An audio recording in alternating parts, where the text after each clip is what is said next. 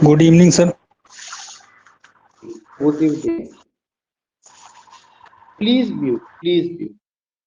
Today, what I have for you? Today, I have for you some important literary work, literary terms. और ये जो literary terms है, ये question answer की form, उसको लेकर के आज हम लोग बात करेंगे। Already I have got portion काफी इंपॉर्टेंट है, तो मैंने उसे लिया।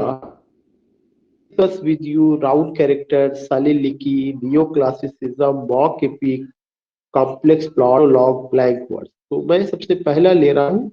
क्वेश्चन नंबर 1 है, what is a round character? Round क्या है?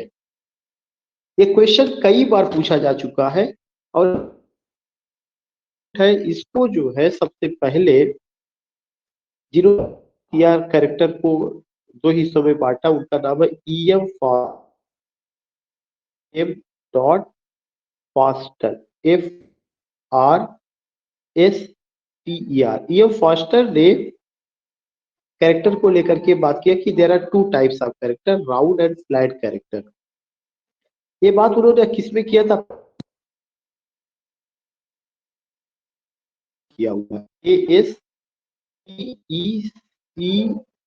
नॉवेल में। उन्होंने ये बात अपनी किताब एस्पेक्ट्स ऑफ द नॉवेल में की है और ये किताब 1927 में आई हुई है, एस्पेक्ट्स ऑफ द नॉवेल। तो जो ईएम फास्टर ने ये बात कही है अपनी किताब एस्पेक्ट्स ऑफ द नॉवेल, और यह जो किताब उनकी 1927 में आई हुई है, उन्होंने बताया कि कैरेक्टर दो तरह से होते हैं, राउंड कैरेक्टर और एक कैरेक्टर। जो पॉइंट आपको लिखना होगा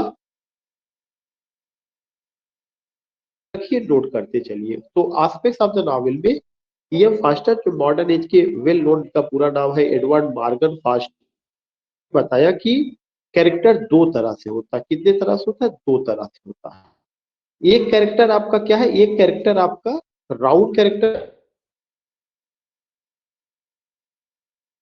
है। कॉन्सेप्ट ये फास्टर कैरेक्टर कितने तरह का होता है? दो तरह का। पहला कैरेक्टर राउंड कैरेक्टर, जो पहला क्वेश्चन भी है, round, RACT।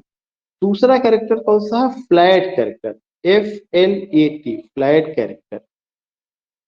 What is the difference between round character and flat character? उन्होंने बताया जो राउंड कैरेक्टर है वो कॉम्प्लेक्स कैरेक्टर होता है। राउंड कैरेक्टर को समझना ही होता, उसका बहुत ज्यादा उसमें जो है साइकिल टू द एंड, जो बहुत सारा बदलाव देखने में। और जो राउंड कैरेक्टर होता है उसमें मल्टीपल थॉट्स और आइडियाज उसमें जो है जन्म लेते रहते हैं। लेकिन जो फ्लैट कैरेक्टर होगा, that's an easy character and that is easy to understand. उसमें इतना ज्यादा अप्स एंड डाउन्स नहीं आता है और ना ही उसमें इतना ज्यादा साइकोलॉजिकल इशू वगैरह होता है। ये चीजें भी देखने को मिलती है। अब एग्जाम्पल की बात करिए, कोई भी आप उठा लीजिए। अगर आप शेक्सपियर का, तो हैमलेट में, जैसे हैमलेट है, गर्ट्रू है, क्लाउडियस है, ये सबके सब जो कैरेक्टर आएंगे, कैसे कैरेक्टर होंगे? ये सब राउंड कैरेक्टर होंगे, क्योंकि इनमें साइकोलॉजिकल चेंजेस बहुत ज्यादा आता है और इनको समझना आसान नहीं होता। हैमलेट शुरू में एक लवर के रूप में है और आप कह सकते हैं कि एक प्रिंस का रोल अदा करता है। से वक्त गुजरता उसको पता चलता है कि उसके फादर का मर्डर उसके चाचा ने किया, तो वो क्या करने लगता है? वो बदले की भावना में जलता, वो एक रिवेंज का कॉन्सेप्ट डेवलप कर लेता। फिर उसका लव का ओफिलिया से वो सारी चीजें छीड़ होने लगती है, तो उसमें एक बदलाव, बड़ा चेंज देखने को मिलता है। ऐसे तमाम कैरेक्टर आप देखेंगे, गर्ट्रू को देखेंगे, क्लाउडियस को देखेंगे, तो इस तरह का psychological changes you can just see in the nature of these character. लेकिन जब आप बात करते हैं कैरेक्टर का, तो उसी में एक किरदार है, एक कैरेक्टर है जिसका नाम और वह केवल एक डेड का, खासकर का, शुरू से लेकर के अंत तक वह अटेंडेंट ही रहता है। उसके कैरेक्टराइजेशन में कोई डाउन आपको नहीं देखने को मिलेगा, कोई बड़ा चेंजेस आपको नहीं मिलेगा। तो कैरेक्टर का जो कॉन्सेप्ट है, इसके पहले भी लोगों ने बताया था। जैसे चौसर ने जो कॉन्सेप्ट दिया था इंडिविजुअल और टाइप कैरेक्टर का कॉन्सेप्ट दिया था, लेकिन एक लॉजिकल कोहेरेंट और अगर कहा जाए कि एक नया कॉन्सेप्ट कैरेक्टर को लेकर के कोई भी अगर ओरिजिनल पॉइंट होगा, अगर कोई आता है, वो कौन है? ईएम फास्टर है, एडवर्ड, और उस किताब का क्या नाम है? आस्पेक्ट्स ऑफ द नॉवेल, जो 1927 ईस्वी में आई है। इसमें उन्होंने नॉवेल के 7 आस्पेक्ट बात की है, जिसमें आपका कैरेक्टर का कॉन्सेप्ट दूसरा रहा। तो राउंड और फ्लैट कैरेक्टर होते हैं। फ्लैट कैरेक्टर सिंपल कैरेक्टर है, इजी, कोई बहुत ज्यादा साइकोलॉजिकल चेंजेस देखने नहीं मिलता है। तो ये तो मैंने अपनी लैंग्वेज में, चूंकि मैंने रिसर्च ही इसी पर रहा है, आस्पेक्ट्स ऑफ द नॉवेल पर और ईएम फास्टर पर, तो वो मैंने अपनी लैंग्वेज में आपको सिंपली समझाया। लेकिन आप यहाँ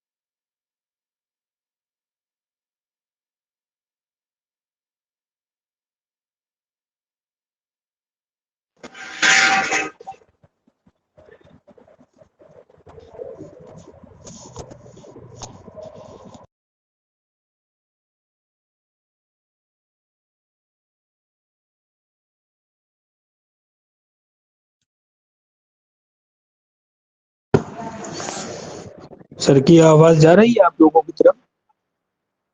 नहीं, इधर नहीं आ पा रही आवाज।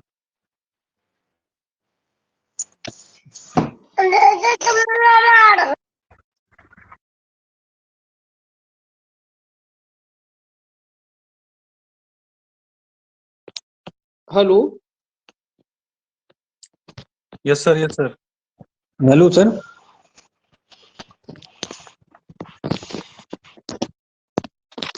या आवाज मेरी जा रही है? सर अब आ रही है। यस सर, हाँ अब आ रही है सर। सर ये कितनी देर से आवाज नहीं जा रही थी? करीब टेल मी। सर स्टार्ट जैसे से कि नहीं आ रही। आवाज शुरू से ही परेशान कर रही सर, वॉइस उधर साइड से। ये मैंने जो आपको आस्पेक्ट्स ऑफ द नॉवेल वगैरह बताया था, इस पे आ रही थी कि नहीं आ रही थी? क्लियर नहीं आ रही थी सर। ओके ओके, ये कि मुझे फिर से ज्वाइन करिए, फिर से ज्वाइन करिए। Okay sir. हाँ, ओके सर। इतना का पूरा मुझे इसको वो करना पड़ेगा।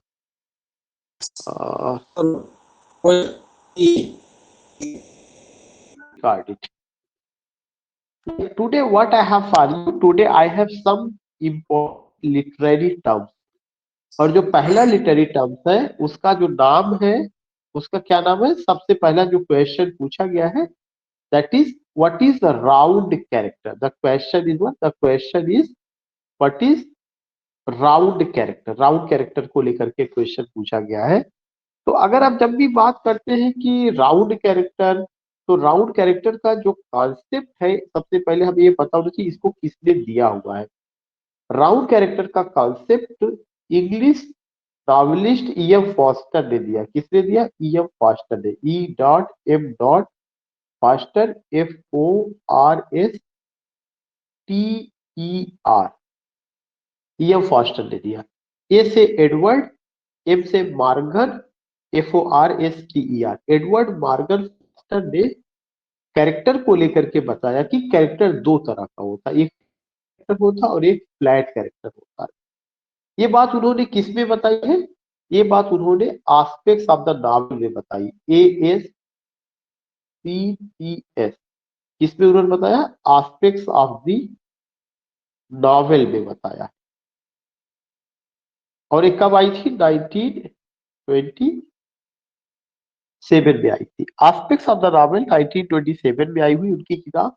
इसमें नॉवेल के 7 एस्पेक्ट्स को लेकर के बात की गई है, जिसमें से एक पॉइंट आपका क्या है? जिसमें से एक पॉइंट आपका यही है कि what is character and types of character.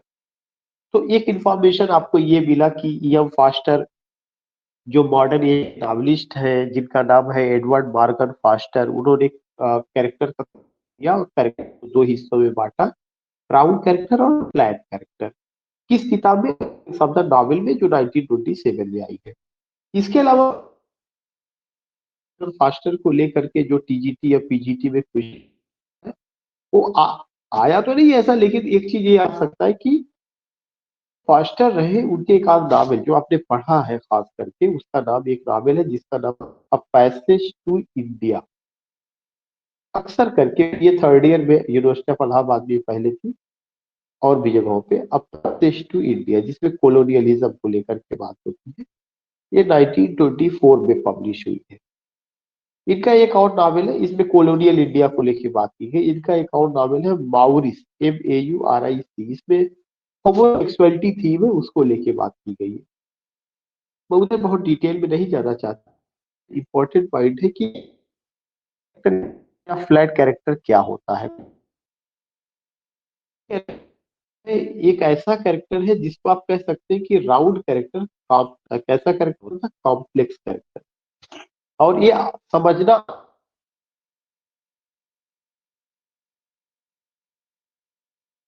Not easy to understand. क्यों? क्योंकि वो कॉम्प्लेक्स भी है plus dynamic. Complex character and dynamic character. कैसे कॉम्प्लेक्स कैरेक्टर है? उसका जो कैरेक्टर है वो जो है क्या होता है, पूरे during the course of the work, जो भी आपने कोर्स ऑफ वर्क लिया हुआ है, कोई भी पीस ऑफ लिटरेचर, चाहे शेक्सपियर का कोई कोई नॉवेल ले लीजिए, कोई शॉर्ट स्टोरी ले लीजिए, उसमें जो भी आप होगा कॉम्प्लेक्स होगा, डायनेमिक होगा, और उसके कैरेक्टर में बहुत सारे इम्प्रूवमेंट और चेंजेस होंगे। क्या आएगा? इम्प्रूवमेंट एंड चेंजेस, ये दूसरा पॉइंट है। तब्दीलियां, बदलाव, साइकोलॉजिकल करके जो है चेंजेस देखने को मिलेगा। मल्टीपल थॉट का कैरेक्टर होगा। ऐसा नहीं कि वो एकदम एक जैसा शुरू से लेकर अंत तक रहेगा, उसमें अप एंड डाउन आपको देखने को मिलेगा। What will you see? You will see up and down. तो एक पॉइंट को ध्यान में रखना है कि round character is a dynamic character. One can see up and in the nature of round और complex character. So what happens, और एक दूसरा जो पॉइंट आता है वह चीज क्या होता है? वह चीज जो दूसरा पॉइंट आता है, that is a interesting point. और वह इंटरेस्टिंग पॉइंट क्या रहा है कि उसमें जो जो भी इम्प्रूवमेंट वहां रहेगा, जो भी चेंजेस वहां पे देखने को मिलेगा, वह इम्प्रूवमेंट और वह चेंजेस क्या होता है कि कई ढंग से, कई जगहों से होकर के देखने को मिलता है। खास करके उसका जो साइकोलॉजिकल होता है उसमें। फॉर एग्जाम्पल के लिए मैं बता रहा था कि अगर आप ये शेक्सपियर का अगर आप हैमलेट ले लीजिए, जो उनका उस हैमलेट में हाइलाइट हुआ, क्लाउडियस हुई और हुई, ये जितने भी कैरेक्टर है राउंड है। क्यों? क्योंकि उनको समझना आसान। अगर आप कुछ ना करिए, केवल हैमलेट को लीजिए, हैमलेट शुरू में एक प्रिंस का रोल प्ले कर रहा है, लेकिन अचानक पता चलता है कि फादर का मर्डर मेरे अंदर, तो वो बदले की भावना में भावना होती है, वो सेकेंडरी हो जाती है, रिवेंज की भावना प्राइमरी हो जाती है। Such a thing you also see in Gertrude, Claudia, तमाम चीजें उनकी लाइफ में देखने को मिलता है। तो ये जो काम है और ये जो डायनेमिक कैरेक्टर है या ये जो इम्प्रूवमेंट और चेंजेस आता है, ये उसका उदाहरण आप ले सकते हैं कहीं से भी। दूसरा एक उसी कैरेक्टर है रेशियो, जो हैमलेट के अटेंडेंट कैरेक्टर है, that has been working as an attendant Hamlet. You don't find any change, उसके नेचर में, उसके कैरेक्टर में कोई बदलाव नहीं आता, कोई तब्दीली नहीं आती, और वह एक पैटर्न करता है, एक पैटर्न काम करता है। यह एक दूसरा पॉइंट और आपको ध्यान में रखना है या रखना चाहिए। राउंड कैरेक्टर कॉम्प्लेक्स कैरेक्टर है, राउंड कैरेक्टर है, राउंड कैरेक्टर में इंप्रूवमेंट और चेंज आकर्ष होता है, और उसमें मल्टीपल थॉट्स होता है, उसमें साइकोलॉजिकल तमाम परिवर्तन देखने, कोर्स जो तमाम परिवर्तन उसमें देखने को मिलते हैं। होगा सिंपल, होगा इजी टू अंडरस्टैंड, क्या होगा कि एक तरह से स्टेटिक होगा। डायनेमिक का अपोजिट क्या होता है? तो उसका नेचर, उसका कैरेक्टर एक ही जैसा होगा, ड्रामा के शुरू से लेकर ड्रामा के अंत तक, उसमें कोई बड़ी तब्दीली देखने को नहीं मिलती जिसको होरेसियो को दिया। तो ये चीजें मैं पांच जानना चाहता हूँ कि आपको राउंड और फ्लैट कैरेक्टर का concept did you come to know, या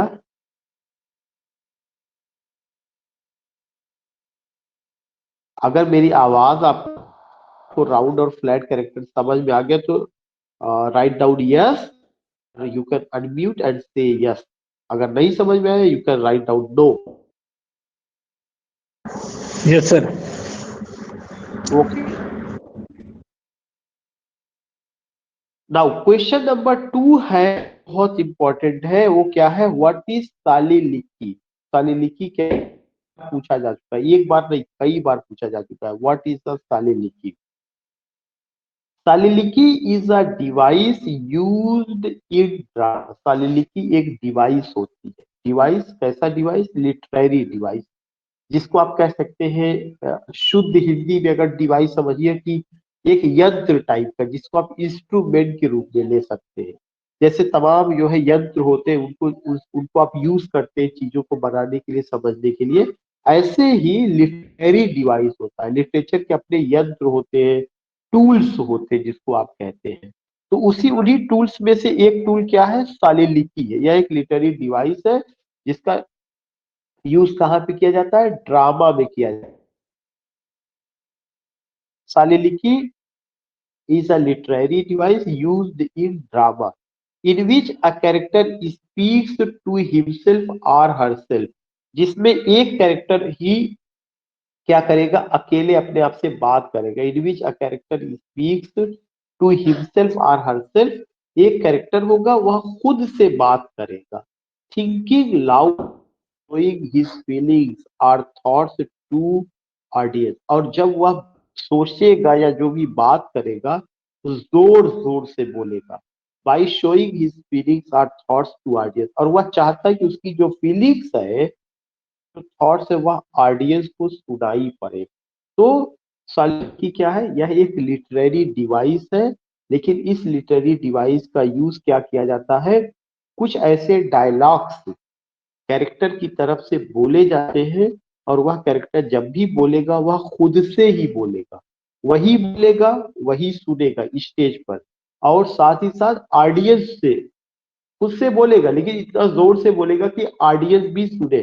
लेकिन एक और चीज ऐड करना पड़ेगा, when the character speaks such dialogues, in a drama which is known as soliloquy, he or she speaks in the absence of other characters.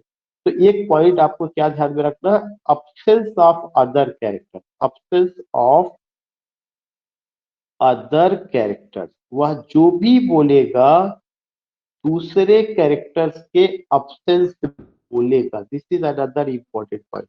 Whenever you talk about soliloquy, remember that it's a literary device used in, especially it comes in the form of dialogue. The character or speaker who speaks such dialogue, he speaks himself or herself, thinking loud by showing his feelings or thoughts to audience in presence of other characters on the stage. दूसरे characters की अनुपस्थिति में इस तरह के dialogue बोलता है. चाहे आप मैकबेथ देखेंगे, चाहे आप हैमलेट देखेंगे, शेक्सपियर ने बहुत ज्यादा soliloquy का यूज हुआ है. Again I would like to repeat, soliloquy is a literary device. जो soliloquy है यह लिटरेरी डिवाइस है, यूज जिसका ड्रामा में यूज किया जाता है. In which a character speak himself और हरसेल्फ, जिसमें एक कैरेक्टर खुद से बात करता है, बट सब other character on the stage. उसके अलावा जो बोलने वाला है उसके अलावा स्टेज पर कोई दूसरा कैरेक्टर मौजूद ही होगा. जब वह बोलेगा तो वह जोर से बोलता है, his feelings or thoughts to audience, मतलब इतना जोर से बोलता है कि ऑडियंस तो सुन लेंगे लेकिन और कोई कैरेक्टर वहां पे मौजूद रहेगा. एक पॉइंट. इसी soliloquy से ही मिलता जुलता एक और साइड, यही पे मैं डिस्कस करना चाहूंगा. असाइड. असाइड एक ऐसा डायलॉग है जो ड्रामा में यूज किया जाता है, बोला जाता है, स्पेशली कब, जबकि जो है क्या करता है, आप कह सकते हैं थिंकिंग लाउड में होगा, स्पीक्स हिमसेल्फ और हर बोलेगा, लेकिन उसमें क्या होता है, इन प्रेजेंस ऑफ अदर दूसरे कैरेक्टर्स भी स्टेज पर मौजूद होंगे. लेकिन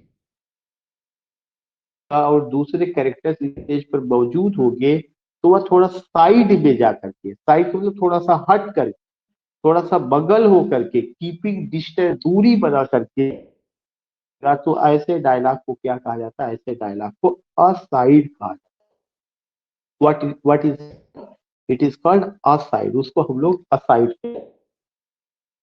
तो these are the two important thing की soliloquy और असाइड. और असाइड एक ही चीज है लगभग लगभग, लेकिन एक वह डायलॉग जो कैरेक्टर स्टेज पर और उस समय कोई दूसरा कैरेक्टर स्टेज पर मौजूद नहीं होता है, साथ ही साथ वह थिंकिंग लाउड होगा, उसकी जो फीलिंग्स होगी, जो थॉट्स सुनाई पड़ेंगे, लेकिन वह जो भी बात कहेगा खुद से बोलेगा, सुनेगा, खुद से कहेगा, लेकिन इतना जोर से बोलेगा कि वह ऑडियंस, यह एक लिटरेरी डिवाइस है. लेकिन जब भी वह soliloquy बोलेगा तो उस स्टेज पर कोई दूसरा कैरेक्टर मौजूद नहीं, लेकिन उसी से मिलता जुलता जो असाइड है लाभ होता है, जो कि कैरेक्टर खुद से बोलता है, आता है, जोर से बोलेगा, ऑडियंस भी सुनेगा, लेकिन यह डायलॉग अन्य कैरेक्टर की मौजूदगी में बोलेगा, लेकिन बोलते समय हो जाएगा, थोड़ा सा एक दूरी बना लेगा. तो इस तरह से नाउ यू केम लिखी एंड असाइड. फिर से मैं आपका रिस्पॉन्स साली लिखी और असाइड क्लियर हो गया, कोई दिक्कत तो नहीं आ जी रही? सर. No sir. ठीक. Okay. Now third question, and what is this question? What is neoclassicism? Neoclassicism क्या है, ये भी बहुत इंपॉर्टेंट क्वेश्चन है. Question has been asked. सबसे पहला हमें ये समझना है, जब शब्द के लास्ट में इज्म जुड़ता है तो क्या होता है, इट्स अ सफिक्स। सफिक्स क्या है, कुछ शब्द के लास्ट में जुड़े और एक नए शब्द का उसको क्या कहा जाता है, सफिक्स कहा जाता है। और किसी शब्द के शुरू में भी जुड़ते हैं तो उसको प्रीफिक्स कहा जाता है। प्रीफिक्स ऐसे शब्द, ऐसे अक्षर जो किसी शब्द शुरू में जुड़ गए, शुरू में फिक्स हो और नए शब्दों का निर्माण करे। फॉर एग्जाम्पल के लिए मैं वर्ड यूज करूं कि यूज द वर्ड एबल, और इसके आगे मैं वर्ड जोड़ दूं डिसेबल, क्या हो गया, ये हमारा प्रीफिक्स हो गया। क्यों, एबल तो एक शब्द था ही, इसके आगे हमने DIS एक नया शब्द, जो एक कुछ अक्षर जोड़ करके नए शब्द का निर्माण किए, इसको क्या कहा जाता है, इस तरह से एक वर्ड होता है जिसका नाम जिसका नाम क्या होता है, सफिक्स। SUFFIX। जब आप सफिक्स की बात करते हैं तो यह हमेशा किसी भी शब्द के लास्ट में जुड़ करके नया शब्द बनाता है। जैसे क्लासिक, कौन सा वर्ड है, क्लासिक। Classicism, CLASSICISM।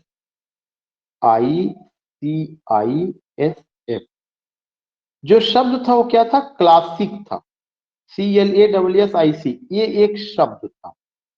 इसमें जो है इज्म जो है कुछ अक्षर बना, और ये जो लास्ट में इस शब्द के जुड़ करके एक नया शब्द बना। तो जो इज्म है ये क्या है, ये जो है सफिक्स। अब जब आप सफिक्स की बात करते हैं तो ये सफिक्स जो है किसी भी शब्द के लास्ट में या उसमें आता है। अब अगर हम बात करें तो एक बहुत इंपॉर्टेंट पॉइंट, बहुत सारे ऐसे शब्द हैं जिसमें इज्म जुड़ता है। इज्म का मतलब क्या होता है, इज्म का मतलब हिंदी में होता है वाद। इज्म नहीं पढ़ा जाएगा, उसका प्रोनाउंसिएशन इज्म होता है। इज्म का मतलब वाद, जैसे छायावाद, आधुनिकवाद। तो छायावाद को रोमांटिसिज्म, आधुनिकवाद को मॉडर्निज्म, नियो क्लासिसिज्म नववाद के रूप में जो है, या नए वाद के रूप में आया हुआ है। ठीक है, जो क्लासिक था उसको नए ढंग से लिया गया और एक तरह से नया वाद। व्हाट इज वाद, अगर कोई पूछे इज्म क्या है या वाद क्या है, इज्म या वाद जो है किसी नई विचारधारा में विश्वास करना। कोई भी आपकी आइडियोलॉजी है उस पर विश्वास करना और जीवन में उसको, उसकी एक्सरसाइज करना, उसको उतारना ही क्या कहा जाता है, इज्म कहा जाता है। तो हुआ क्या, 18वीं शताब्दी में इंग्लैंड में, 18वीं शताब्दी इंग्लैंड में एक नई विचारधारा लिटरेचर में देखने को मिलती है। और यह विचारधारा क्लासिक विचारधारा पर आधारित थी, लेकिन नए रूप में थी। तो यहाँ पे दो शब्द आया हुआ है, नियो, नियो माने नया, क्लासिक माने प्राचीन। जो प्राचीन आइडियोलॉजी थी, जो प्राचीन विचारधारा थी, उसको नए कलेवर, नए रूप में 18वीं शताब्दी में ढाला गया। इसीलिए उसको क्या कहा गया, इसीलिए उसको नियो क्लासिसिज्म कहा गया। क्या कहा गया, नियो क्लासिसिज्म। नियो क्लासिसिज्म का अगर कोई कहे एग्जैक्ट डेट क्या है, तो एग्जैक्ट डेट एक अगर ब्रॉड सेंस में देखे तो ब्रॉड सेंस में नियो क्लासिसिज्म 1660 से लेकर के 1785 ईस्वी तक आपको आएगा, ब्रॉड वे में मैंने बताया। और फिर इस नियो क्लासिसिज्म को जो 1660 से 1785 में रहा है, इसको तीन हिस्सों में बांटा जाता है। इसी का छोटा हिस्सा रेस्टोरेशन एज कहा जाता है। क्या कहा जाता है, रेस्टोरेशन एज कहा जाता है। रेस्टोरेशन एज कब से कब तक रहा, 1660 से 1700 तक। इस एज के सबसे बड़े पोएट जॉन ड्राइडेन थे, जॉन ड्राइडेन। इसीलिए इस एज को एज ऑफ जॉन ड्राइडेन भी कहा जाता है। तो मैंने आपको जो बताया कि जो नियो क्लासिसिज्म है, जो क्लासिक एज था, जो रोम में था, किंग ऑगस्टस के जमाने में हुआ था, और जब होमर जैसे बड़े कवि, वर्जिल, थियोक्रिटस, इस तरह के बड़े राइटर्स वहां पे जन्मे थे, इस स्टाइल को इंग्लिश पोएट ने 18वीं शताब्दी में एडॉप्ट किया, और उसी स्टाइल को उन्होंने नए रूप में, नए कलेवर में, नए रंग में लाया। इसीलिए उस एज को न्यू क्लासिसिज्म या न्यू क्लासिकल एज कहा गया। न्यू क्लासिकल एज को जो था ब्रॉडवे में 1660 से 1785 तक चलता है। उसका जो सबसे पहला एज आता है उसको रेस्टोरेशन 1660 से। इस एज के जो बड़े पोएट थे उनका ट्राइडेंट से इसका जो दूसरा एज आएगा, जो नियो क्लासिकल एज का कहा जा सकता है कि पीक टाइम था, उस एज है ऑगस्टन एज, AUGUSTAN, क्योंकि किंग ऑगस्टस के नाम पर इसका रखा। King Augustus was a Roman king. इसका जो डेट रही है 1700 से 1745 रही है। इस एज के लीडिंग पोएट थे अलेक्जेंडर पोप। अलेक्जेंडर पोप ये दूसरा एज रहा है नियो क्लासिक एज का। इसी तरह से एक इसका तीसरा एज आता है जो इंपॉर्टेंट है जानना। एक तीसरा एज भी है जो हम बात करेंगे। जो थर्ड एज रहा है उस एज का नाम था age of sensibility. Age of sensibility, ये जो age of sensibility, SENSIBILITY, last में वाई लिखा हुआ है, इसका जो टाइमिंग है 1745 से 1785। जो एज ऑफ सेंसिबिलिटी है, अगर आप इसको देखेंगे या इसको ब्रॉड वे में अगर आप बात करेंगे तो आपको पता चलेगा कि एज ऑफ सेंसिबिलिटी में सेंस की बात की गई है, थॉट की बात की गई है। और ऐसा इसलिए हुआ कि इस एज में प्रोज का ज्यादातर डेवलपमेंट रहा। इस एज के जो सबसे बड़े राइटर रहे हैं डॉक्टर सैमुअल जॉनसन थे, जिनका प्रोज में काफी काम रहा। तो उसमें जो है, तो इसमें जो राइटर थे इस एज की, इस एज को age of doctor Samuel Johnson भी कहा जाता है। सैमुअल जॉनसन, JOHN, बाकी SOL लिख लीजिएगा। तो ये चीजें रही है। मैं आपसे ये जानना चाहता हूँ, क्या नियो क्लासिकल एज का डेट और उसका डिवीजन आपको क्लियर हो गया? कोई डाउट तो नहीं? फिर मैं इसको डिफाइन करूं। जो नियो क्लासिकल एज है, जो उसका डिवीजन है, वो चीज क्लियर हो गई? Yes sir. Okay. Now you see here की नियो क्लासिसिज्म, मैंने बताया किसी भी शब्द के लास्ट में जब इज्म लगता है तो उसी में वाद कहा जाता है। वाद का मतलब एक नई विचारधारा। जो नियो क्लासिसिज्म है, यह विचारधारा क्लासिक एज की ही विचारधारा थी, लेकिन उसको नए रंग रूप में ढाला गया। और ये जो है इंग्लिश लिटरेचर में 1660 से 1785 तक चलता है। इसको छोटे छोटे एज में बांटा जाता है। पहला age restoration, leading poet John Dryden थे। उस एज को एज ऑफ जॉन ड्राइडेन के भी नाम से जाना जाता है। उसकी जो डेट है वो 1660 से 1700 ईस्वी तक रही है। उसी का जो दूसरा एज रहा है उसको जो है ऑगस्टन एज कहा जाता है। उस एज के जो लीडिंग पोएट रहे हैं अलेक्जेंडर पोप रहे हैं, इसलिए उस एज को एज ऑफ अलेक्जेंडर पोप के भी नाम से जाना जाता है। और वह जो डेट रही है 1700 से 1745 तक रही। जो तीसरा एज रहा है वह एज किसके नाम से जाना जाता है? Age of doctor Samuel Johnson या एज ऑफ सेंसिबिलिटी का। वो 1745 से 1785 तक रहा। और वह एज जो है गोल्डन एज ऑफ प्रोज था, 4 वीक्स ऑफ द नॉवेल का एज रहा था। इसमें जो बात कही जा रही है कि neo classicism is the 18th century movement. जो नियो क्लासिसिज्म की बात जब भी की जाएगी वह कब की? शताब्दी में।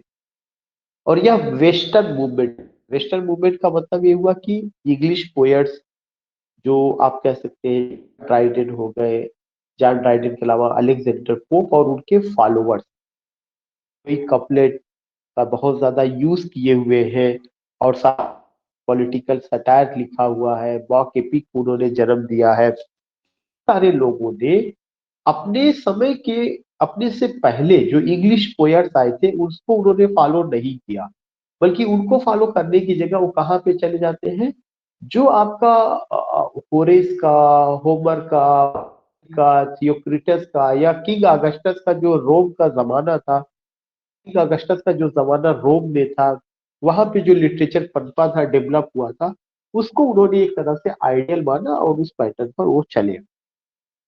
जब आते हैं या उसको फॉलो करते हैं तो न्यू क्लासिज्म एक सिस्टम, एक तो 18 western movement of art literature और आर्किटेक्चर, और वे किससे प्रभावित थे, चाहे आर्ट रहा हो, चाहे लिटरेचर रहा हो, चाहे आर्किटेक्चर रहा हो, उन सब इस समय प्रभाव देखने को मिलता है जो अगस्टन एज में।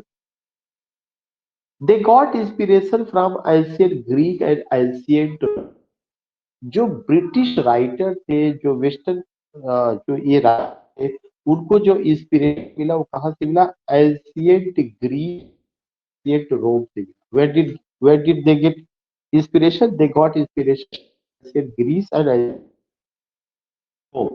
आई थिंक कि यू वांट टू से यो classicism 18th century western movement, it comes period from 1685, broadly divided into three parts: restoration in 1660 to 1700, Augustan as, king Augustus के नाम थे, और उनके समय में क्लासिक लिटरेचर बड़ा डेवलप हुआ था। लिटरेचर का जो फॉर्मूला था, जो लिटरेरी नॉर्म्स थे, it was imitated pope and his followers. और जब इंग्लैंड की भी बात आती है तो अलेक्जेंडर पोप का एज अगस्टन एज के नाम से या नियो क्लासिक एज के नाम से जाना जाता है। इसी का एक और छोटा सा जो डिवीजन है वो आपका जो है एज ऑफ सेंसिबिलिटी, और age of doctor Samuel Johnson. और जो एज ऑफ सेंसिबिलिटी रही है उस समय प्रोज का डेवलप हुआ था, और उस एज को गोल्डन एज ऑफ प्रोज भी कहा जाता है। और 18वीं मैथ्यू अर्नाल्ड वैसे भी age of prose and reason कहा हुआ है। तो कि इस समय का जो लिटरेचर था उस पे जो प्रभाव रहा है उनका रहा है, एंशिएंट ग्रीस और रोम से इंस्पायर्ड थे, मोटिवेटेड थे, और अपने हिसाब से उन्होंने सारी चीजों को आकार दिया। आई जस्ट वांट टू से कि जब भी आप ये बात करेंगे, ये पता होना चाहिए क्लासिसिज्म क्या है, अगस्टन कौन थे, किंग पर अगस्टन का नाम, फिर उसके बाद अलेक्जेंडर पोप का रोल क्या रहा है, भी पता होना चाहिए कि आखिर जॉन ड्राइडेन का क्या रोल रहा है, डॉक्टर सैमुअल जॉनसन का रोल रहा है। Then we will be able to understand neo classical age एक अच्छे ढंग से समझेंगे। अब जब भी आप जॉन की बात करते हैं तो हीरोइक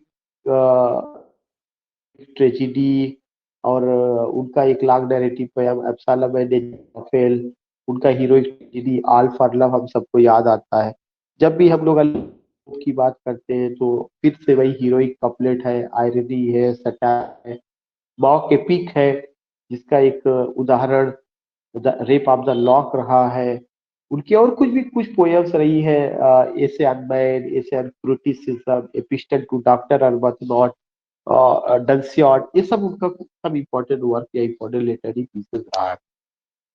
और इसके अलावा डॉक्टर सैमुअल जॉनसन की बात करते हैं तो इंग्लिश का पहला डिक्शनरी 1700, ऐसा क्रिटिक भी हम लोग उनको याद करते हैं। और उन्हीं के समय नॉवेल का कॉन्सेप्ट आया, और वह गोल्डन एज ऑफ प्रोज था, पीरियोडिकल एसेज वगैरह दी में आया, और काफी कुछ प्रोज में काम हुआ था। तो आई जस्ट वांट ये चीजें रहेंगी। तो मैं इस क्वेश्चन को भी लेकर के मैं दोबारा आपका करना चाहूंगा कि आपको चीजें क्लियर हो गई, कोई प्रॉब्लम तो नहीं इसमें,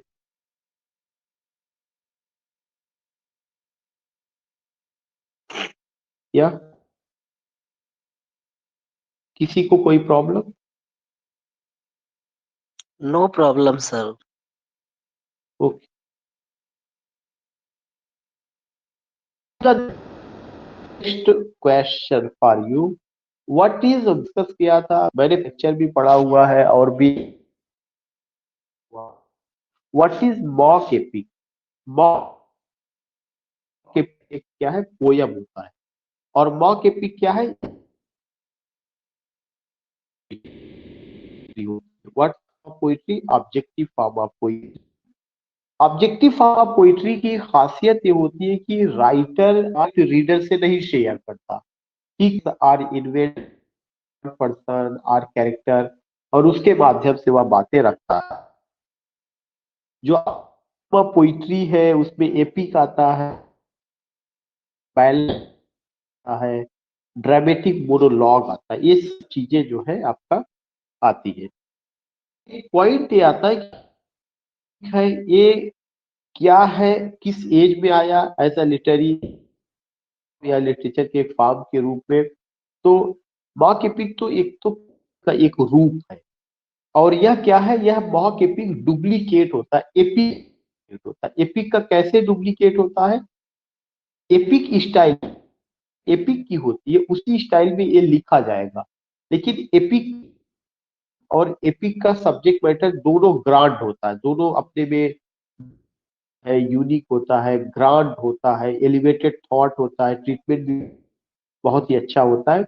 लेकिन जब आप मॉक एपिक की बात करते हैं, स्टाइल एपिक जैसा होगा, लेकिन सब्जेक्ट मैटर जो है एपिक जैसा नहीं होगा, या एपिक की तरह का नहीं होगा, बल्कि जो सब्जेक्ट मैटर इसमें होता है वो ट्रिवियल होता है, TRIVIAL, इस मतलब ट्रिवियल होगा, माइनर होगा, रिडिकुलस होगा, ये पेटी इश्यूज को लेकर के, PETTY, इन सारी चीजों को लेकर के बात होगी। क्या क्या बात होगी, ट्रिवियल, माइनर की बात होगी।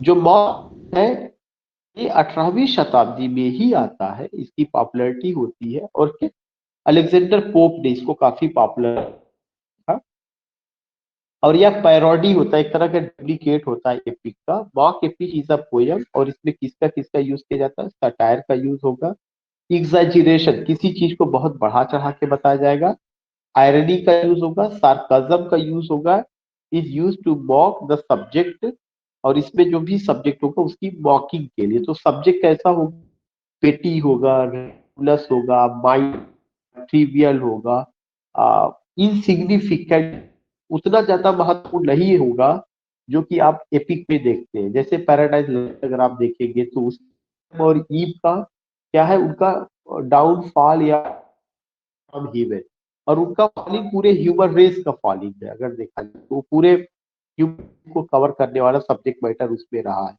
लेकिन जब की बात करते हैं तो उसमें बिलिंडा का जो लॉक, तो लॉक को कट डाउन करना प्लस उसपे ये अपने में बड़ा कि भाई लॉक तो जुड़ा बहुत सारे लोगों का कटता रहता है, तो ऐसे पेटी इश्यूज पर क्या किया गया, पूरा मॉक एपिक, और उसमें सैटिरिकल फॉर्म में होती है, एग्जैजरेशन होता है, कज़म होता है, और इन सब का यूज किसके लिए किया जाता है, टू सब्जेक्ट, जो भी सब्जेक्ट की मॉकिंग के लिए आर यूज्ड स्टाइल, और उसमें जो स्टाइल होगा कौन की डिस्क्राइब करने के लिए ट्रिवियल सब्जेक्ट मैटर, माइनर होगा, सब्जेक्ट मैटर रिडिकुलस होगा, सब्जेक्ट मैटर को लेकर के होगा, सब्जेक्ट मैटर इनसिग्निफिकेंट होगा, लेकिन उस सब्जेक्ट मैटर को बताने का जो स्टाइल होगा वह एपिक स्टाइल होगा, वह स्टाइल तो ग्रांड होगा। तो दोनों में आपको देखने को लगेगा सब्जेक्ट मैटर अलग दिशा में भाग रहा है, उसको बताने का तरीका, स्टाइल बहुत ही गंभीर होगी, लेकिन सब्जेक्ट मैटर क्या होगा, इनसिग्निफिकेंट। और अब उसके बाद एक पॉइंट ये आता है, जब आप इन सारी चीजों को देखते हैं या इन सारी चीजों से अपने आप को वाकिफ कराते हैं, तो I just want to tell you कि एक जो बहुत ही सिग्निफिकेंट पॉइंट है या इम्पोर्टेंट पॉइंट है, तो ये चीजें होती है कि आखिर इनकी जरूरत क्यों है, या इस तरह की चीजें। लिटरेचर है, लिटरेचर में नई चीजें आती है वक्त के साथ साथ, और जो नियो क्लासिकल एज था, नियो क्लासिकल एज के लिटरेचर में खास करके पोइट्री में ऐसी ही चीजों को लेके बात की गई है, खासकर उसमें ह्यूमन नेचर को दिखाया गया, वो वाला नेचर नहीं है जो विलियम वर्ड्सवर्थ के का नेचर और नेचुरल ऑब्जेक्ट्स की बात करते हैं। और हीरोइक कपलेट में लिखा गया है, करेक्टनेस की बात है, स्टिक नॉर्म्स की बात है, आयरनी है, सटायर है, एग्जैजरेशन है, सार्काज्म है, कोटली मैनर है, दिस थिंग्स वी फाइंड। तो ये आपका क्या था, मॉक एपिक और एपिक के बीच डिफरेंस मैंने आपको बताया। नेक्स्ट क्वेश्चन है कि what is a complex plot. Complex plot क्या होता है? देखिए ऑलरेडी एक तो प्लॉट होता ही है, दूसरा चीज की कॉम्प्लेक्स प्लॉट क्या होता है। सबसे पहला चीज समझना है कि व्हाट इज प्लॉट। जो वर्ड प्लॉट है यह ग्रीक वर्ड माइथॉस से आया हुआ है, ग्रीक वर्ड माइथॉस से आया हुआ है, और जो वर्ड माइथॉस है वह प्लॉट को रिफर करता है। ग्रीक वर्ड माइथॉस, प्लॉट है ग्रीक वर्ड माइथॉस से, यह प्लॉट को रिफर करता है।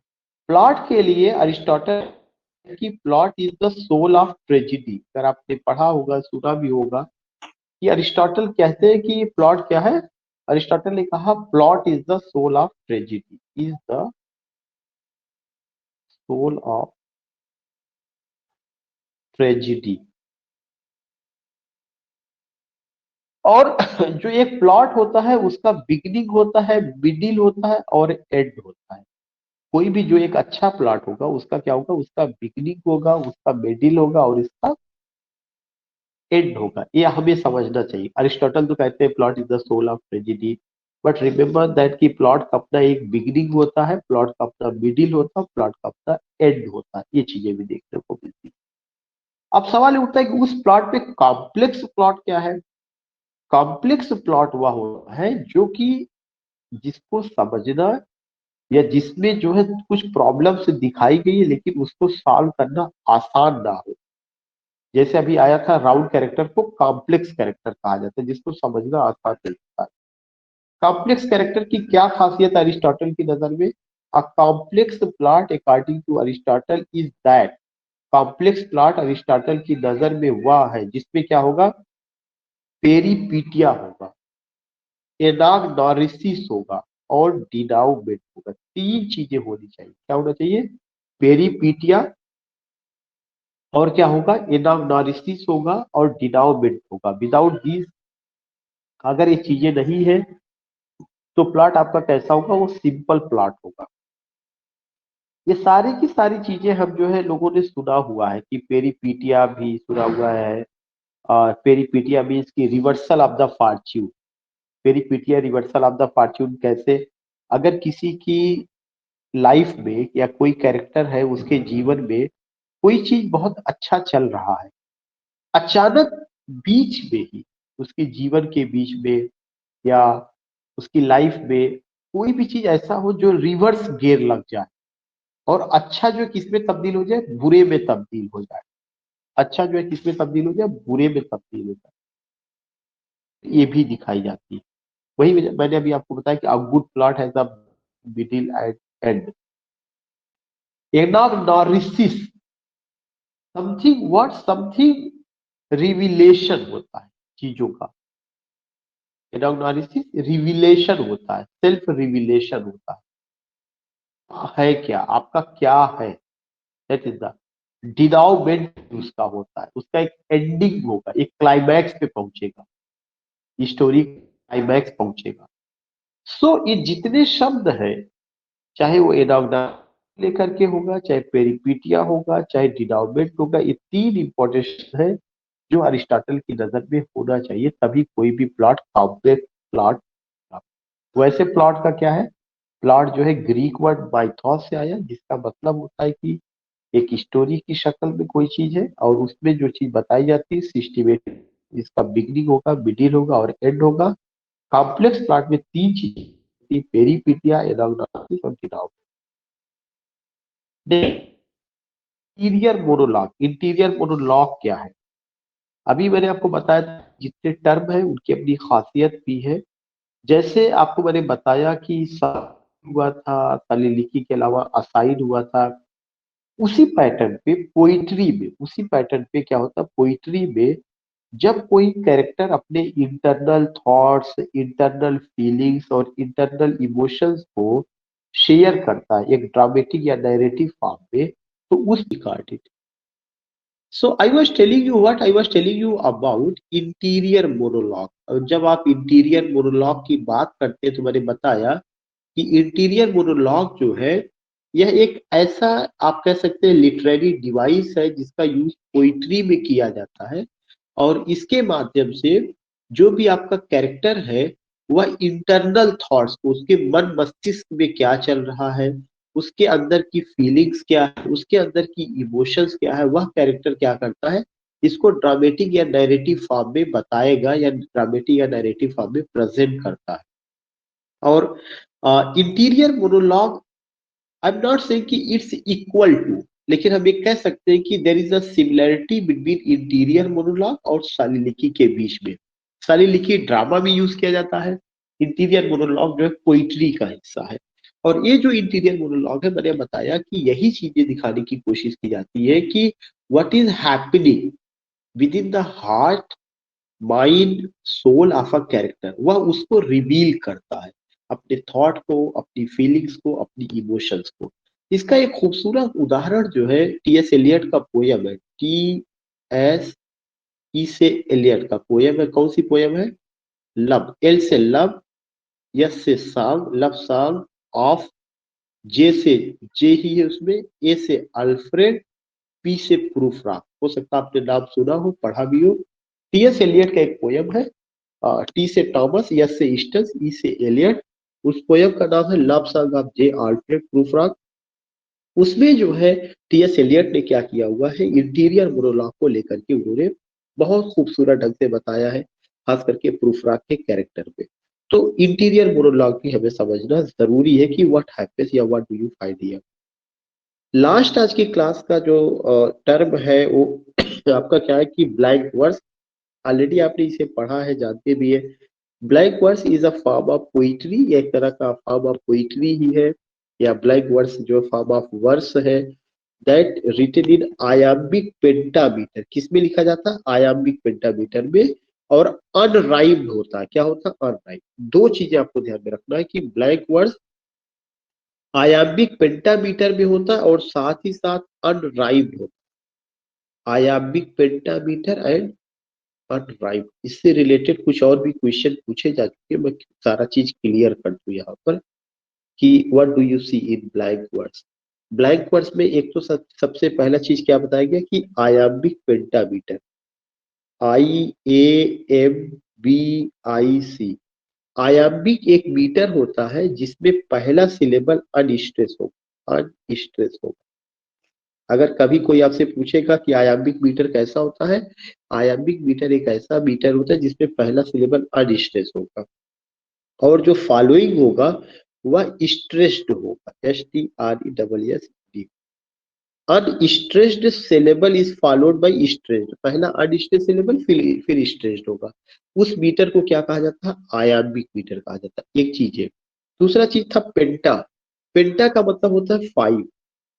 पेंटामीटर एक शब्द आया हुआ है, पेंटामीटर, PENTA, पेंटामीटर, METRE। पेंटा मीन्स 5। क्या होगा? 5 फीट होगा। 5 फीट होगा, उसमें 10 सिलेबल आएगा। 1 फुट में 2 सिलेबल होता है। ये तो पेंटामीटर की खासियत हो गई। तीसरा वर्ड क्या यूज किया गया कि ये अनराइम्ड होता है। ब्लैंक वर्ड्स आपका क्या होता है? अनराइम्ड। ब्लैंक वर्ड्स में राइमिंग नहीं होता है, और ये इसकी खासियत है कि ब्लैंक वर्ड्स अनराइम्ड होता है। ब्लैंक वर्ड्स का सबसे पहले यूज जो है हेनरी होवर्ड अर्ल ऑफ सरे ने किया है। किसने? हेनरी होवर्ड अर्ल ऑफ सरे ने किया। अर्ल ऑफ सरे ने कब किया है? 1540 ईस्वी में। उन्होंने वर्जिल की किताब का नाम था एनीड। वर्जिल एक राइटर थे, उनकी किताब का नाम था एनीड। वर्जिल्स, VIRGILS, वर्जिल्स की किताब एनीड था, AENEID। ये 1540 में उनकी 2 किताबों का बुक 2 एंड 4 का ट्रांसलेशन किया गया था। बुक 2 एंड 4 का ट्रांसलेशन उन्होंने किया था, और ट्रांसलेशन करते समय उन्होंने इसको जो है ब्लैंक वर्ड्स का यूज किया था। तो सबसे पहले ब्लैंक वर्ड्स का use Henry hovered earl of सरे ने किया। कब किया? 1540 में किया। किस किताब में किया? वर्जिल की जो किताब एडिट थी उसके सेकेंड और फोर्थ के ट्रांसलेशन भी उन्होंने किया हुआ है। यह एक इम्पोर्टेंट पॉइंट है। दूसरा एक इम्पोर्टेंट पॉइंट है कि जो ब्लैक वर्ड्स है या आयामिक पेंटामीटर में है अनराइम्ड है और एलिजाबेथन एज का आइडियल मीटर रहा। किस एज का? ये कुछ एज में जो है आइडियल मीटर के रूप में रही है। कौन कौन सा एज था? एलिजाबेथन एज में। दूसरा एज आपका रोमांटिक एज में भी रहा है। एज आप जॉन मिल्टन में भी रहा है, जैकोबियन एज में भी रहा है। उन सब एजेस में क्या था? आइडियल मीटर के रूप में था। पैराडाइज लास्ट ब्लैक वर्ड्स पे है, पैराडाइज रिगेट ब्लैक वर्ड्स पे है, द प्रील्यूड ब्लैक वर्ड्स पे है, और इवन जो थिंटर अभी पोयम है वर्ड्सवर्थ का वो ब्लैक वर्ड्स में है। द वेस्ट लैंड भी ब्लैक वर्ड्स पे काफी हद तक इस और आपका टीएस टेनिशन का जो पोएम्स है वो भी ब्लैक वर्ड्स पे है। तो इतना सारा चीज मैंने आपको बताया कि क्या क्या रहा है। कम से कम राउंड कैरेक्टर एक पॉइंट था, सालिनिकी दूसरा पॉइंट रहा है, नियो क्लासिसिज्म तीसरा पॉइंट था, मॉक एपिक चौथा पॉइंट था, कॉम्प्लेक्स प्लॉट छठा पॉइंट, सातवां पॉइंट, आठवां पॉइंट। देखने में तो 8 ही पॉइंट है लेकिन आपको कम से कम 15-20 पॉइंट आज की क्लास में क्लियर हुआ है। तो I have done my job, hope you all got it's a very interesting and fruitful class to all of you. We have Dr. SK ji, Hevraj ji, Mohammad Sandeep, Pragya, Ashok, Brajen, Preeti, Abhinav, Savita, Vijay, Sujit, KK, Pratima. So you can just send your feedback in WhatsApp group also, and we will meet not tomorrow but day after tomorrow. कल हम लोग मुलाकात करेंगे इसके बाद को लेकर के जो है और भी इसके आगे की चीजों को डिस्कस करेंगे। कल आपको ये सारी चीजें रिवाइज करना है अच्छे ढंग से। You all have to revise. कल आपको सारी चीजें रिवाइज करना है। जिन लोग लेट में ज्वाइन किए हैं उनको पूरा का पूरा ये रिकॉर्डेड मिल जाएगा। रिकॉर्डिंग में कहीं कोई दिक्कत है नहीं। 2 सेशन में रिकॉर्ड हुआ है क्योंकि एक में थोड़ा सा अचानक बंद हो गया था। तो we will meet tomorrow. Okay, thank you for giving your beautiful company and thank you for joining.